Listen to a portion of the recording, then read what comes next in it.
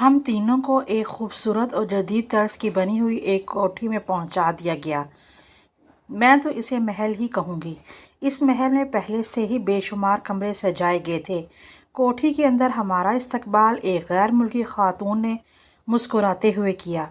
ہوائی اڈے سے لے کر وہاں پہنچنے تک ہمیں جتنے لوگوں سے بھی پالا پڑا، انہوں نے ہمیں عجیب نظروں سے دیکھا۔ ہاسٹل میں ہمیں سب سے اوپر والی منزل میں الگ الگ کمرے الاٹ کیے گئے۔ ایک بوڑھی عورت ہماری نگران مقرر کی گئی۔ 11-12 لڑکیاں مقیم تھیں، لیکن میں نے وہاں کسی کو بھی ضرورت کے بغیر ایک دوسرے سے بات چیت کرتے نہ پایا۔ صبح ایک ویگن میں جس پر ریڈ کراس کا نشان بنا ہوا تھا، مجھے ایک پرائیویٹ ہسپتال میں بھیج دیا گیا۔ میں اسے ہسپتال تو نہیں کہوں گی، ایک ڈاکٹر کی دکان ہی کہہ لیں، جس میں شاید 2-3 مریضوں کی داخلے کی گنجائش رکھی تھی۔ یہاں اس پاکستانی مرد نے، جو مجھے ہوائی اڈے پر لینے آیا تھا، بتایا کہ مجھے 6 گھنٹے روزانہ کام کرنا پڑے گا اور شام کے وقت گاڑی واپس ہاسٹل چھوڑ آیا کرے گی۔ اس کی بے باک نظروں سے پہلے تو میں بری طرح خوف زدہ تھی، پھر تمام ڈر اور خوف دل سے نکل گیا۔ میں نے فون کر کے گھر والوں کو اپنی خیریت سے آگاہ کر دیا۔ شام کو وین مجھے واپس ہاسٹل لے آئی۔ 5-6 روز اسی طرح گزر گئے۔ ایک روز میں نے اچانک سے رمیز کے متعلق پوچھا تو اس نے فحش لہجے میں میرے کندھے پر ہاتھ مارتے ہوئے کہا، آ جائے گا، اتنی بے چینی بھی کیا ہے؟ میرا جی چاہا کہ اس کا منہ لوچ لوں، لیکن یہاں آنے سے پہلے رمیز نے مجھے اچھی طرح سمجھا دیا تھا کہ وہاں کا ماحول بڑا آزاد ہے، گھبرانا نہیں، بلکہ خود بھی اس رنگ میں رنگنے کی کوشش کرنا۔ کاش میں نے اس کی بات کو سمجھ لیا ہوتا۔ اس روز چھٹی تھی۔ صبح صبح ہی لڑکیوں نے خود کو بنانا سنوارنا شروع کر دیا۔ میں یہ دیکھ کر حیران رہ گئی کہ اس نرسنگ ہاسٹل میں کاریں آنا شروع ہو گئیں۔ کار دروازے پر رکتی اور کوئی ایک بنی سنوری لڑکی کار میں بیٹھ کر چلی جاتی۔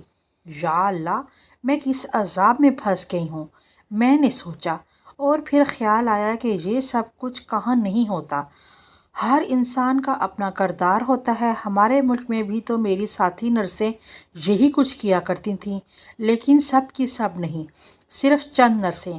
اگر میں وہاں محفوظ رہی ہوں تو یہاں بھی رہوں گی۔ بہرحال اپنے کردار کو ٹھیک رکھنا اپنے بس میں ہوتا ہے۔ پھر مجھے اس بات کا بھی یقین تھا کہ جلد سے جلد رمیز آ جائے گا اور ہم شادی کر لیں گے۔ رمیز واقعی اس روز رات کی فلائٹ سے آ گیا۔ اس نے مجھے بتایا کہ میرے بغیر اس نے بڑی مشکل سے یہ ہفتہ گزارا ہے۔ میں نے اپنے پیٹ میں پلنے والے گناہ کی طرف اشارہ کرتے ہوئے جب اس سے والدین کے فیصلے کے متعلق پوچھا تو اس نے ہنس کر بات ٹال دی۔ آؤ پلیز سیر کرنے چلتے ہیں۔ بات آئی گئی ہو گئی۔ ہم دونوں ایک شاندار کار میں بیٹھ کے رمیز کے ایک دوست کے گھر کی طرف روانہ ہو گئے۔ سارے راستے وہ مجھے بتاتا رہا کہ جو لڑکیاں یہاں آزاد ہو جاتی ہیں وہ بہت شاندار زندگی گزارتی ہیں۔ اس کے لہجے میں وہی ترغیب دلانے والا انداز تھا جو دلالوں کی گفتگو میں ہوتا ہے۔ آج سوچتی ہوں تو اپنی سادگی پر خود ہی مر جانے کو جی چاہتا ہے۔ میں نے اس وقت بھی اس کی نیت پہ شک نہ کیا۔ رمیز کا دوست پاکستانی سرمایہ دار تھا جس کی عمر کم از کم میرے والد کے برابر تھی۔ اس شخص کا شمار یہاں کے معزز لوگوں میں ہوتا تھا اور اسے اس ملک کی شہرت بھی حاصل تھی۔ مقامی لوگوں سے اس کی گاڑی بنتی تھی۔ ان ساری باتوں کا علم مجھے راستے میں نہیں ہو گیا تھا۔ رمیز نے مجھے یہ سب کچھ کسی اور نقطہ نظر سے بتایا تھا، لیکن میری بے وقوفی کا اندازہ فرمائیے کہ میں دل ہی دل میں اس بات سے مرعوب ہو رہی تھی کہ میرے محبوب کے تعلقات کتنے بڑے لوگوں سے ہیں۔ اس شخص نے بڑی فراخ دلی سے ہمارا استقبال کیا اور مجھ سے زبردستی ہاتھ بھی ملایا۔ رمیز نے مجھے پہلے ہی کہہ دیا تھا کہ مجھے یہاں ایک مغربی طور طریقے اپنانے ہوں گے اور ایسی باتوں کا برا نہیں منانا ہوگا۔ ہم ایک شاندار کمرے میں بیٹھے باتیں کر رہے تھے جہاں ان دونوں نے شراب پی۔ شراب پینے کے دوران وہ شخص اپنی گندی نظروں سے میرا جائزہ لیتا رہا۔ رمیز نے مجھے خاص طور پہ وہ لباس پہننے کو دیا تھا جو وہ خود میرے لیے لایا تھا۔ نہ جانے لباس پہن کر میں خود کو کیوں برہنہ محسوس کر رہی تھی۔ پھر رمیز ٹوائلٹ کے بہانے باہر چلا گیا۔ رمیز کے باہر جاتے ہی اس شخص نے مجھ پر دستزاری شروع کر دی۔ میرے وہم و گمان میں بھی یہ بات نہیں تھی۔ میں نے پہلے تو یہی سمجھا کہ وہ شراب کے نشے میں بہک گیا ہے، اسی لیے اس کو خود سے دور رکھنے کی کوشش کرنے لگی۔ جب وہ قابو نہ آیا تو میں اٹھ کر کمرے سے باہر نکل گئی، جہاں برآمدے میں رمیز کھڑا سگریٹ پی رہا تھا۔ میں نے لپک کر اس کا بازو تھام لیا۔ او روزی، تمہیں نہ جانے کب سمجھ آئے گی، آخر پینڈو ہی نکلی نا۔ اتنا کہہ کر وہ مجھے بازو سے پکڑ کے تقریباً گھسیٹتا ہوا ایک کمرے میں لے آیا۔ یہ کمرہ کیا تھا؟ چھوٹا سا سینما ہال دکھائی دے رہا تھا۔ یہاں بیٹھو۔ میں حیران و ششدر وہاں بیٹھ گئی۔ میرا ذہن معاف ہو چکا تھا۔ کچھ سمجھ نہیں آ رہا تھا کہ آخر وہ کیا کرنے والا ہے اور کیا چاہتا ہے۔ کمرے میں موجود ایک بڑے سے پروجیکٹر کا بٹن دبا کر وہ میرے قریب ہی بیٹھ گیا۔ ایک بڑی سی اسکرین پہ فلم چلنی شروع ہو گئی۔ چند لمحوں تو میری سمجھ میں نہ آیا کہ یہ کیا ہو رہا ہے۔ اس کے بعد جب رفتہ رفتہ گرد و پیش کا احساس ہونے لگا تو مجھے جھٹکا سا لگا، جیسے بدن بجلی کی ننگی تار سے چھو گیا ہو۔ کراچی کے اس ہاسٹل کے کمرے کا وہ منظر نظر آ رہا تھا جہاں میں نے رمیز کے ساتھ تنہائی میں کئی راتیں گزاری تھیں۔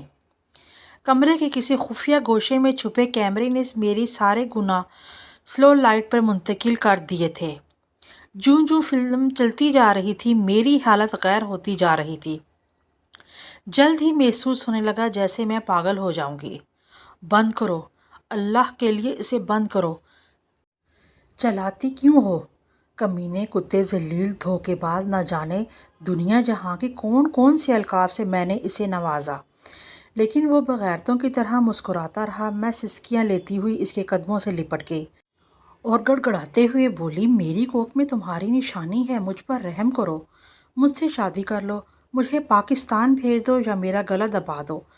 اگر میرے کہنے پر عمل کرتی رہی تو زندگی بھر عیش کرو گی، تمہاری ملازمت برقرار رہے گی اور ہر ماہ تمہارے والدین کو 80,000 روپیہ پہنچتا رہے گا، سال میں ایک بار چھٹی بھی اور زمانہ بھر کی سہولتیں بھی، لیکن صرف آمادگی کی صورت میں، ورنہ تمہارا پاسپورٹ ہمارے پاس ہے، یہاں کوئی تمہاری فریاد پر کان نہیں دھرے گا، الٹا تمہیں گرفتار کر لیا جائے گا، اور جو حشر تمہارا ہوگا وہ تو ہوگا ہی، لیکن تمہاری بہن اور تمہارے ماں باپ بے گناہ ہی مارے جائیں گے، وہ کسی کو منہ دکھانے کے قابل نہیں رہیں گے، کیونکہ یہ فلم انٹرنیٹ پہ چلا دی جائے گی تو تمہیں دنیا دیکھے گی۔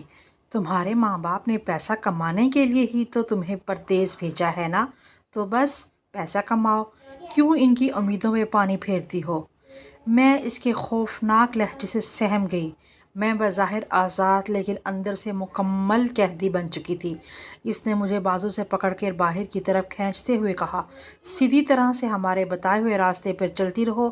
مجھے تو تن بدن کا ہوش نہیں رہا تھا، میں سحر زیدہ سی اسی کے پیچھے پیچھے کھنچتی چلی جا رہی تھی، اور وہ بول رہا تھا، رہا بچے کا مسئلہ تو تم خود نرس ہو، اس کا علاج بخوبی جانتی ہو، اگر چاہو تو میں اس سلسلے میں تمہاری ہر طرح کی مدد کر سکتا ہوں۔ اس نے مجھے اسی کمرے میں جس میں سے میں بھاگی تھی دھکیل دیا۔ کمرے میں وہ شیطان پہلے سے ہی میرا منتظر تھا، کیونکہ اسے معلوم تھا کہ رمیز مجھے واپس اس کے پاس لے آئے گا۔ ساری رات وہ میری بوٹیاں نوچتا رہا، میں روتی رہی اور سسکتی رہی۔ پھر آخر وہ مرحلہ بھی آ گیا جب آنسوں کے سوتے خشک ہو جاتے ہیں، کوئی رونا بھی چاہے تو رو نہیں پاتا۔ اگلی صبح رمیز مجھے خود ہی ہاسٹل چھوڑ آیا۔ یہاں منتظم منتظر تھی۔ اس نے ایک مسکراہٹ کے ساتھ میرا استقبال کیا، آرام کر لو، تھک گئی ہوگی، اب تمہیں ایک ہفتے کی چھٹی، سیر کرنے کو جی چاہے تو مجھے بتا دینا۔ 3-4 روز کے بعد میں نے اپنی زندگی کا بدترین گناہ بھی کر لیا اور اپنے گناہ کی نشانی کا اپنے ہی ہاتھوں گلا گھونٹ دیا۔ اس خطرناک گروہ کے شکنجے میں پھنس کر بغاوت کا تصور بھی نہیں کیا جا سکتا تھا۔ 2-3 ماہ میں ہی مجھے ایسی ایسی باتوں کا علم ہوا کہ خوف کے مارے جان نکل جاتی تھی۔ انہیں جس لڑکی پر بھی شک گزرتا تھا، اس کی کسی نہ کسی بہانے دنیا سے چھٹی ہو جاتی تھی اور کسی کو کانوں کان خبر بھی نہ ہو پاتی۔ بڑے بڑے افسران عیاشی کے لیے ان کے محتاج تھے۔ زندگی بڑی ظالم ہے، آپ کتنا ہی فخر حاصل کرنا چاہیں وہ آپ کو حالات سے سمجھوتہ کرنے پر مجبور کر کے ہی رہتی ہے۔ میری حیثیت بھی کیا تھی، ایک ناتواں بے کس لاچار لڑکی، میں ان کا کیا بگاڑ سکتی تھی؟ میں تو بزدل تھی، مرنے سے بھی ڈرتی تھی۔ میں نے بھی دوسری لڑکیوں کی طرح ہتھیار پھینک دیے۔ میرے ساتھ آنے والی دوسری لڑکیوں کی کہانیاں بھی بالکل میری ہی جیسی تھیں، صرف کردار بدل گئے تھے۔ میری زندگی کا اب صرف ایک ہی مقصد تھا، اور وہ تھا رمیز سے انتقام لینا۔ کیونکہ وہ میری بربادی کا ذمہ دار تھا، مجھے اس کے لیے زیادہ انتظار نہ کرنا پڑا۔ ایک شخص جس کی عمر کم از کم 60 سال تھی، وہ اپنے ملک میں ایک اعلیٰ عہدے پہ فائز تھا۔ کون جانے میری کون سی ادا اسے پسند آ گئی جو وہ مجھے اپنے ساتھ ہی لے گیا۔ میں اس کے بنگلے میں رہنے لگی۔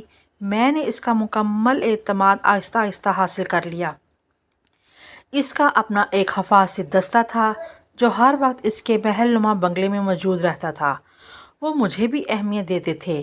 ایک روز بازار میں میری ملاقات رمیز سے ہو گئی۔ اس نے مجھ سے دامن بچا کر نکلنا چاہا، لیکن میں نے آواز دے کر اسے پاس بلا لیا۔ میری گفتگو کا انداز بالکل بازاری ہو چکا تھا۔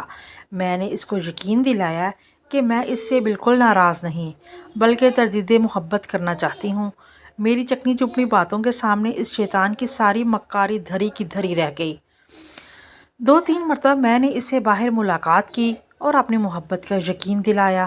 اپنے منصوبے پہ عمل کرنے کے لیے میں نے وہ دن منتخب کیا جب مالک دورے پر کسی دوسرے شہر جا رہا تھا۔ میں نے رمیز کو گھر آنے پر راضی کر لیا۔ پہلے تو اس نے انکار کیا، لیکن میری ضد کے سامنے اسے ہتھیار ڈالنے پڑے۔ ادھر میں نے حفاظتی دستے سے کہہ دیا کہ یہ شخص بری نیت سے آ رہا ہے۔ جیسے ہی رمیز نے محل میں داخل ہونا چاہا، اسے گرفتار کر کے میرے حضور پیش کیا گیا۔ پہلے تو میں نے اسے کوڑے سے جی بھر پیٹا اور اپنی مکمل بھڑاس نکالنے کے بعد اسے کتے کی موت مار ڈالا اور اس کی لاش سمندر کی لہروں کے حوالے کر دی۔ زندگی سسک سسک کے رینگتی رہی اور رینگ رہی ہے اس پردیس میں، دیار غیر میں، جہاں میں ایک کامیاب نرس بننے کا سپنا لے کر آئی تھی۔ میں سال میں ایک بار اپنے ملک آتی ہوں۔ میرے ماں باپ آج شہر کی امیر ترین لوگوں میں شمار ہوتے ہیں۔ زندگی کی وہ کون سی آسائش ہے جو انہیں میسر نہیں؟ کیا ہوا جو ان کی بیٹی کی کمائی ہے؟ آخر ان کا مجھ پر بھی تو حق ہے نا۔ انہوں نے مجھے پالا پوسا، جوان کیا، تعلیم دلوائی اور بڑے ہی شوق سے نازوں سے مجھے پردیس بھجوایا۔ اسے میرا گھٹیا پن کہیں یا میرا جذباتی گدھا پن، لیکن مجھے یہ کہنے میں کوئی عار نہیں کہ میری بربادی میں سب سے زیادہ ہاتھ میرے ماں باپ کا ہے۔ پیسے کی، پردیس کی، مال و دولت کی، پردیس کی کمائی کی ہوس اور لالچ نے انہیں اندھا کر رکھا تھا، ورنہ میرا یہ حشر نہ ہوتا۔ میرے ماں باپ بڑے خوش ہیں، پردیس میں لوٹی ہوئی نرس بیٹی کی حرام کمائی سے اپنے دیس میں عیش و عشرت کی زندگی گزار رہے ہیں۔